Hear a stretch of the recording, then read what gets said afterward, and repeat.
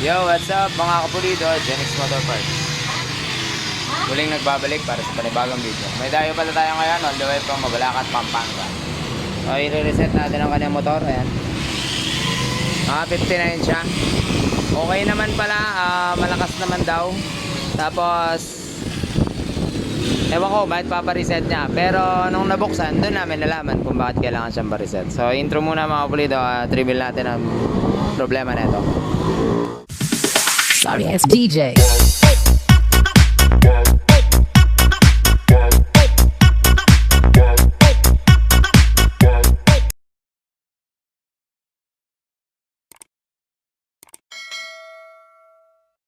Alright, so yan, bagong set lang daw to, January lang, 2024.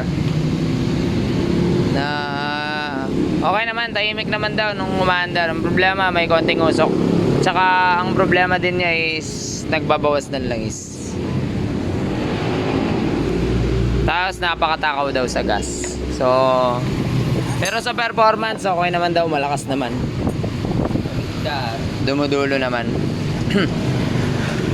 Ang naging concern ko lang dito kung bakit ginawa ko siyang video is sa mga ganitong pagkakagawa.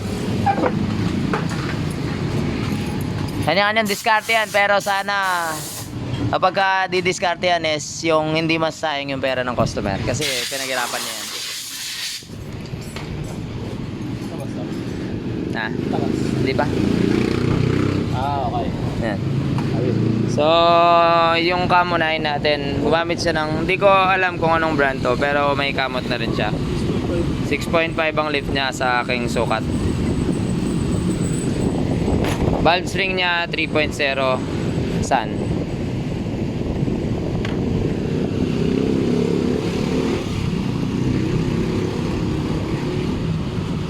At kaya ayaw nila yung 2.8, no? Na valve spring. Valve float daw. Paano mapapavalve float? 5, ano na yun? Paano sa big valve ginagamit yun? Mas high RPM ang big valve. Mas okay yan 2.8 mga kapulido. Pero depende yan sa gumagawa. Kanya-kanya ang diskarte nga naman. Pero sa bagay, yung kagandahan naman nito at least pag bumalik, may customer ulit. Tama dan. Oh, umusok na. Nakahit na yung camo. Refresh na natin. Nakikita ulit siya. Ganon. Pero kung 2.8 ang ginamit, mas malambot, mas long life. Ay, 2.8 I mean. Ayun nga, mas long life. Tapos cam bearing niya may arog na. Ang main reason kung bakit kailangan i-reveal yung ganito, gumamit na 6.5, hindi nagtabas na ito. Bakit sa umusok? Masyadong mainit yung makina dahil sa overcompression. Tapos umusok din siya. Kaya siya nagbabawas ng langis dahil sa overcompression, masyadong mainit ang makina. So ang kanyang block, ayan, kamot. Side. Murang piyesa pala yung ano nakalagay. Kamot. Di makita.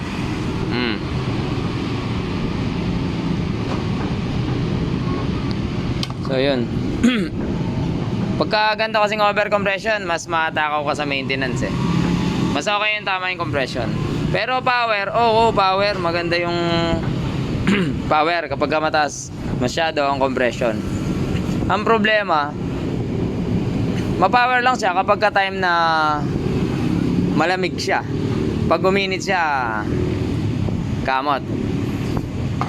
Yun ang sagot. So ito pa, isang malala na bumungad sa amin.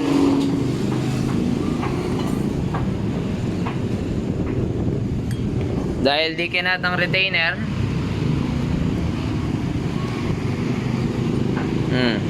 Wasak sir. So kapag ka nawasak ang valve seal nyo, usok po yan, panigurado. Again and again and again and again. Kailangan po nating i-cut ang retainer valve lock kapag ka Lalagay tayo ng mataas na cam.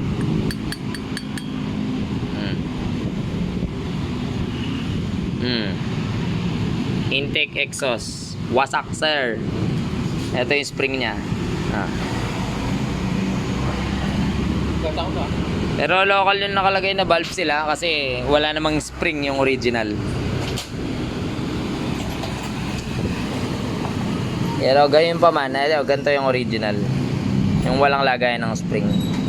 Pero gayon pa man, Pinali. local original, wasak pa rin, sir. So, ang ending, reset si sir. Parang ulit to. Palit black, palit cam,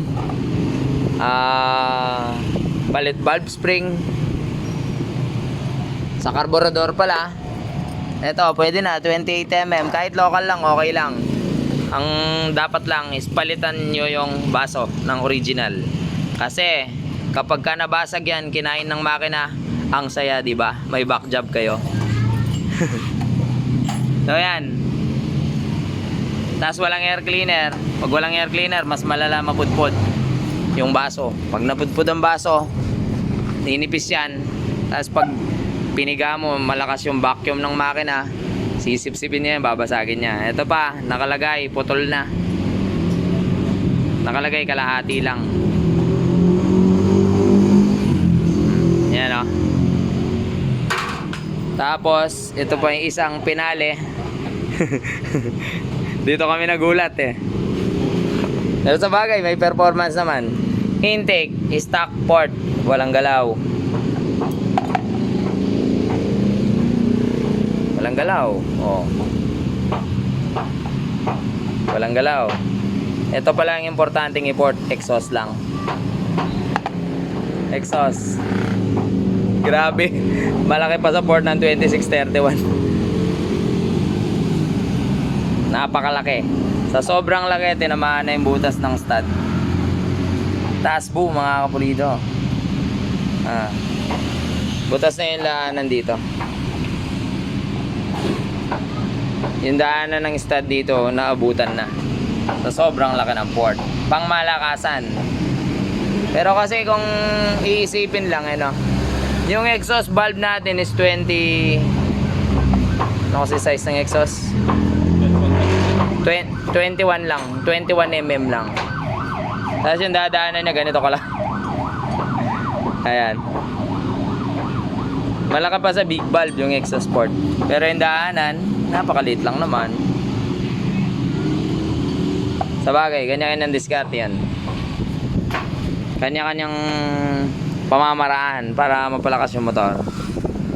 So itong exhaust port, lalakayan ko siya niyan dito sa part na mas kailangan. Kasi mas malaking nga siya dito. Sobrang sikip naman dito. I don't know, my friend. Tapos yung intake, i-port match ko siya. Yan, tanggal yung obstruction para makadaan ng maayos. Yun pa, maliit din naman ang pasok dito, kalaki-laki ng labas dun. Pero siguro ganyan yung settings talaga nila. Doon siguro sila nakakapagpalakas talaga ng makina. So yun, reset na natin to. Port, headworks, piston, valve packet. Walang packet pero hindi tumutukod. Sa bagay, 6.5 lang pala siya. So lalagyan natin Genrex cam 6.8, black, valve spring na Sanden 2.8. Tapos kakatingin natin to. Yun na yun mga kapulido. Let's go. Air cleaner pala lalagyan natin. Alright, update mga kapulido. Preparado na. Saan valve spring? Baka naman. Saan? Valve seal. Itong retainer nakakat na. Preparado na. Lalagyan natin to. Genrex cam 6.8. Yung rocker arm pwede pa naman. Yung valvula niya nasobrahan sa salaitin. Sobrang nipis na ng kapit niyan. So tagedli na yan mga kapulido. Mga ilang buwan lang lumusot yan. Bukas maka na naman. Gastos na naman si sir. Yung kanyang head, ayan nga yung port niya. Bali itong over port sa labas, di ko na ginalaw yan. Nilinis ko lang. Tinanggal ko lang yung carbon. Bali, ang ginalaw ko dyan is ito. Itong part na kailangan ma-port. Ito yung pinakamasikip na part. So, yan ang ginalaw ko. Para worth it naman yung laki na ito. Pang 4B. Ayan, kitang-kita na yung mga nabutas, oh. Ay, ito lang, itong nabutas. Ito sa kano to eh, yung dito ito eh. So, worth it naman na yung laki niya. Pero sobrang laki pa rin. Sa drag racing kasi ganyan ginagawa eh. Kaso, hindi naman lahat ng owner ay karerista. Sa intake, tamang-tamang port lang. Sa intake ang pinaka maselan. So, kung ito ginawa mo sa intake, wala na. Tapo mo na yung head mo. Puro hagok lang mangyayari. Sa exhaust, wala namang problema kahit sobrang laki. Ang problema nga lang yan, nabubutas. Tapos, mahirap pag nasobrahan ka dito. Pag lumitaw ang butas dyan, wait gar, tapon mo na head mo. So, ingat din sa pag-overport. Sa intake, obstruction, tanggal lahat yan. Tagos sa bulsa. Ano pa gar? Kompleto gasket tayo sa stockhead. Dahil masyadong mataas ang compression ng stockhead sa 59. Kasi ang stockhead ay napakaliit ng chamber. Genuine black. Siya nga pala, may literal tayong scammer na black dito. Ayan, oh. Genuine. 59mm. Ito, scammer to eh. Ayan, oh. Pero 59mm to. No break-in to. Bakit? Oh, pasok natin ang black, ang piston. Tagos. Hindi siya tulad ng iba na sumasakat. So, walwal agad to mamaya. Kung may KRC Boski, Chikoski, idol, meron naman akong KR Mini. Start mo nga. Sound check. Naninipa yan, kapulido.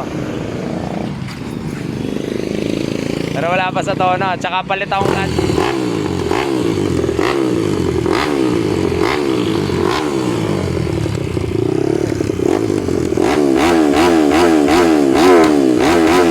Wala pa sa tono yan. Kasi walang di maharap. Nilabas lang kasi naglilinis si Miss sa loob. I-update mga kapulido. Nailagay na yung bagong baso. Ayan, oh. May issue na. Lalo pag walang air cleaner, mabilis talagang mabudbud to. Chupe. Yung kanyang valve, napalitan na rin. Kaya natin to pinalitan kasi yung pagkakalight niya is sobra. So, yan, oh, gatiting na lang yung nakadikit. May disadvantage po kasi yan. Hindi yan magtatagal mga kapulido. So, ang pinalit ko ay Racing Monkey. So, kung mapapansin nyo, yung Racing Monkey is lighten valve na. Pero, nilighten ko pa. Bakit? Kasi po kahit lighten na siya, nilighten ko pa kasi kahit pag di mo siya nilighten, halimbawa yung MTRT Racing Monkey, sasayad pa rin siya, sasabit pa rin siya. So, ito po yung... So, sa pagsiset ng 59 stockhead, pag mataas yung cam, masyadong malapit yan. Kailangan po natin laging gawin ito. Pihitin ng cam. Yan. Tapos i-overlap. Yan. Dapat may clearance yung dalawang valvula. So, pag sobrang dikit niyan, or dikit talaga sila, mag-iingay siya. Magsasabitan din sila kapag sa IRPM. So, delicate mga kapulido. Sa paglalighten naman ng valvula, ginagrind yan paikot. Ingat din, doble. Hindi siya pwedeng maging sobrang nipis na ganito. Dahil di siya magtatagal pag sobrang nipis na ganito. Yan na lang yung lapping niya, oh. Guhit na lang, parang guhit na lang ng ballpen. O kailangan malaki pa rin yung lapping. Tulad nito. Yung kinakain ng valvula. Kinakain sa valvula, yan, malaki pa. Yan. Makapal. Para sure no, singaw. Ikaw, may singaw ka? Wala po. Wala kang singaw? Wala po. Very good. Sa exhaust. Ayan. At saka ingat din sa pagpuport ng valve seat. Yung valve seat natin, yun, pwede kasing i-port yan eh. Pag pinord mo yan, sumobra ka dun sa lapping, awit na gar. Yan, yung lapping na yan. Hindi lapping na tumatawa. Yung lapping na yan, pag naabutan mo masyado, naubos yan. Awit gar. Wala na. Kaya yun, bago isaradong head, ikutin mo to lagi para makita mo kung walang sayad. Siyempre, valve pangit. Mano-mano lang yan. Tinatamad akong mag-machine. Valve packet. Pang stock head. Para sure no tukod valve. Let's go. Ay, sasalpak na lang mga kapulido. Tapos test drive na natin yan. Chain guide pala, nailagay na rin na yan. Sa gilid, magse-settings na lang ako mamaya, tsaka sa carbon. Ang jetting niya 120 38. May filter. Manifold ported din syempre. Port match. I'm so sorry my friend, na busy pala kami nagbubuo ng istante. Tapos na. Yan wala na video. So yung ma-under na mga kapulido. Naingay lang tong pipe niya. May singaw si Don.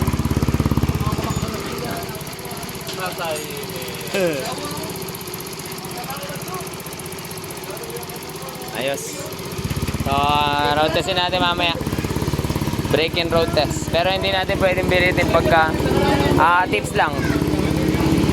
Pagka naka-fast charge yan, yan oh, tulad nito, naka-fast charge yan, oh, putol yung dilaw. Huwag mo siyang bibiritin. May mapupundi to, mapupundi yung ibang nakasindi. So, break in muna. Ganda ng minor, oh.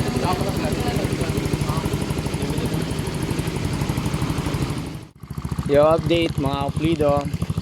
Dito tayo sa road testan natin. Siyempre, pag totono pa ako eh. So, tono ng gilid, tsaka tono ng karburador ito. Tips lang sa pag nagtotono ako, ganito po ako magtono, i-share ko lang sa inyo. Yung pinakauna kong gagawin, hanapan ko muna yung pinakamagandang minor. Kung saan siya maganda mag-minor. Yan, maganda siya mag-minor ngayon kasi kanina yung adjustment ng karburador niya is lean siya kanina, so hard starting siya. Tapos pagka-lean dun sa Airy, pagka-lean sa ito Airy, pagka-lean siya dyan, humahagok. Yan, delay yung response. Gagano.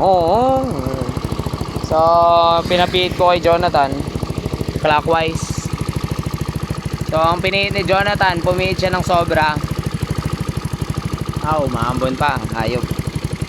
Pumihit siya ng sobra, isa't kalahati daw kaagad yung pinihit niya. So, yun, namatay, no? Explain ko lang yung starting ng aming pagtatono. So, ayan, tulad yan. Ramdam mo ang makina kapag ka-reach siya, balagbag ang andar. Slow jet, Sa karayom, di pa kami gumagalaw. So far, parang okay naman ang kanyang setting sa karayom. Pero explain ko itong buong video to. Sige, share ko sa inyo. Yan, parang yung under niya, parang palyado, parang bag. Ibig sabihin yan, reach siya. Tsaka isa pang way ko para malaman kung reach siya, inaamoy ko yung tambucho. AFR mga kapulido. Amoy fuel ratio. Pero mas responsive siya kapag ka-reach siyang ganyan. Pero depende. Bumabalagbag naman siya. Minsan kasi pag sobrang overgas, hindi siya mag-ano eh. Hindi siya tawag nito. Hindi siya makakaarangkada ng maayos kapag ka-overgas naman. So mas okay yung sakto ang ibigay mo. Pero hindi porke tinono natin to ngayon, yun na yung tono niya forever and ever. Hindi po ganun. So magbabago pa yan. Yung cam, lalapat pa. Rocker arm, lalapat. Yung valve clearance, magbabago. Yung piston ring, yung bore, maglalapat pa yan mga yan. So mag-iiba po ang tono. Hindi po siya isaan lang. So yung iba, sumasakit ang ulo, hindi na sila nagpa-follow up. So ayan, balagbag, overgas. Ayan o. So hindi rin siya magiging maganda yung arangkada dyan eh. Kasi balagbag. So pipihitin ko yung aire, counterclock. Tataas ang minor niyan. Baka itanong nyo, ilang pihit. Hindi po pare-pareho yan. Tsaka hindi ko rin binibilang yan. So pinihit ko siya ng konti. Mga 1/4 turn siguro, counterclockwise. AFR, amoy fuel ratio.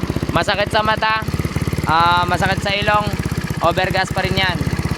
Pihit pa tayo. Ayan, kalahati. Tataas talaga minor niyan. Tataas talaga minor niyan. Yan, bababa mo naman ang idle niyan. Yan. Dito, parang ang ganda ng minor, parang stock. Maingay yung pipe niya eh, may singaw. Tapos AFR mo ulit. Ayos. Yan yung settings kanina. Binalik ko lang para makita nyo. Tapos yung idle, di siya namamatay. Hindi naman siya lean kasi hindi siya umagot pag binigla. So yun. So biyahe tayo ngayon. Titingnan naman natin kung mag-a-adjust tayo sa karayom or main jet. Haba itong video to sigurado. Pero good for you sa mga nangangailangan. So magtotono ako ng karayom naman yan. At saka main jet sa ganitong paraan.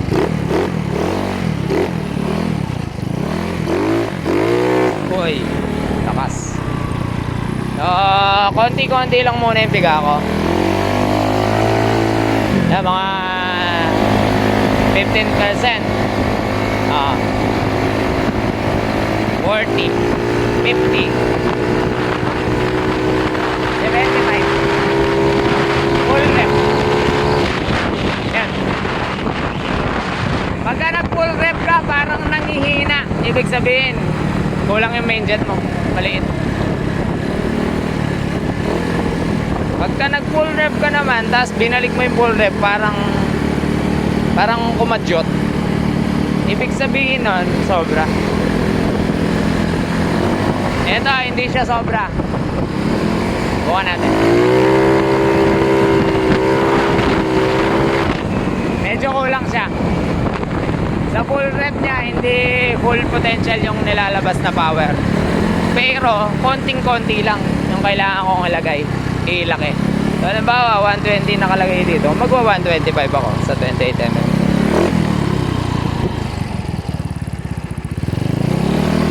Malapit lang tayo sa katotohanan dito. Hindi siya tulad ng ibang carb na mahirap kausap. So, mamaya, gilid naman ang itotono ko. Kaya nyo na yan. Masyado na mahaba yung video at marami pa akong kailangan na sikasuhin. Tumatagal din yung trabaho sa pagbibideo. Parang medyo lugi sa oras. So yan, maganda siya, hindi siya namamatay.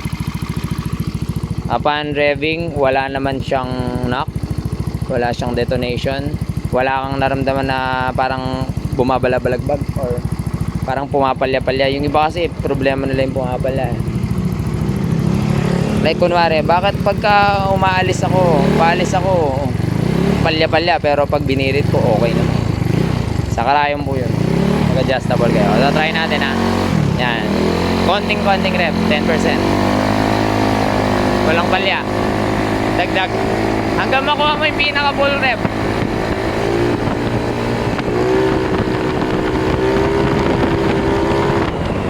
Yun, medyo kulang siya sa main jet. Konting-konti. Yun, balik ako sa shop. Papalit ako main jet. Yeah, update mga kapulido. Almost done na tayo sa tono. Sa panggilid. Straight 10 na bola, 1K JBT center. Clutch spring, 1K. JBT pala yung nakalagay na lining. Pero yung clutch spring, iba siya. JBT nakalagay pero pinaltan ko. Pero 1K din. May sarili kasi akong brand ng clutch spring. Magra-road test lang sana kami kaso wala kaming GoPro. So sa carb, okay na tayo. Ang ganda ng minor mga kapulido. Yung pipe niya, ewan ko ba't ganito. Tunog singaw talaga. Parang may pumipito. O ganito na daw to, dati pa. Mag top speed sana kaso wala man tayong GoPro. Wala rin siya cellphone order. Sayang mga kapulido. So malapit na matapos to. Makakauwi na si Sir ng Pampanga. Wala na siyang palya. Wala nang kung ano-ano pa babaga. As yung pulley, sumasagad. Yo, try na lang natin top speed via GPS. Yung bore naman nito is ready to walwal na. Kahit no break-in siya. Try natin via GPS sa Ulysses. Sabi ni Sir, yung pinakasagad-sagad daw niya dati is 112. Kadalasan mabilis na yun. Pero depende sa lugar kasi ang GPS. Sa Pampanga daw kasi yun. Pero try natin dito. Kasi dito kapag ka 112, malakas na yun mga kabulido. Kasama na siya sa mga malalakas.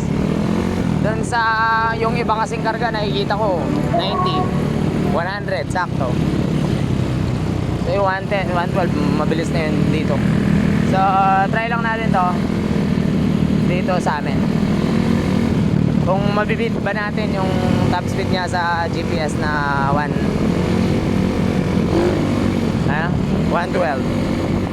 So i-zero ko muna mamaya yung ano, mga 1 kilometer.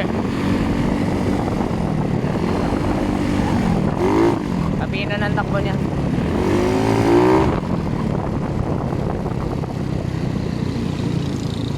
May kag-date siya ko yung 59 set din ko na mga 1 year ago na. Si Glenn, shoutout kay Glenn, taga Irona. Zero ko muna. Pwede na tayo dito. Hanggang saan ba? Sagad, tas ikot na tayo. Habang wala yung truck. Okay.